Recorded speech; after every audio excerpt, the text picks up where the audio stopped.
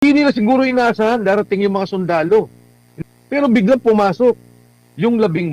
Pero minabutin nga, sabi nila, pagpasok namin, pupunta muna kami sa isang miyembro ng Senate Blue Ribbon Committee at nagkataon nandoon si Senator Robin Padilla. Pero alam niyo ba nang nangyari? Nung pumasok pa lang sila, inabot sila ng 1 oras at kalahati bago sila makapasok sa loob ng Senado.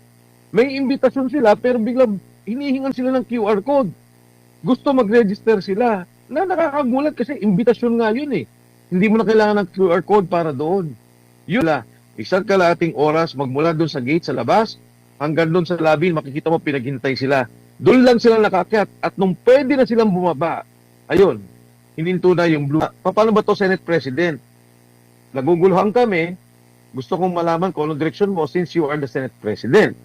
So nakita ko yung sulat ni Senate President Alan Cayetano. Sabi niya, hindi yan ang legitimate Blue Ribbon Committee. At basically, sinasabi niya, hindi ko naman kayo pinagbabawalan, pero hindi kayo covered ng rules ng Senado na may ibibigay namin sa isang legal na rules of procedure, sa isang legal na hearing na gagawin ng Committee on Blue Ribbon. Nagpunta na nga doon, hindi na pa naman nila pinapasok.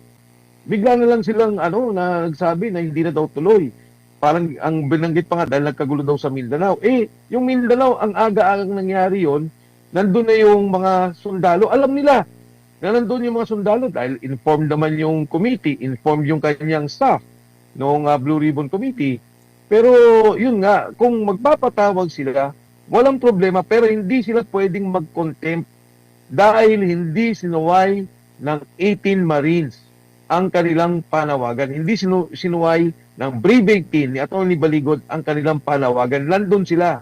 Katunayan, nandun din ako sa labas.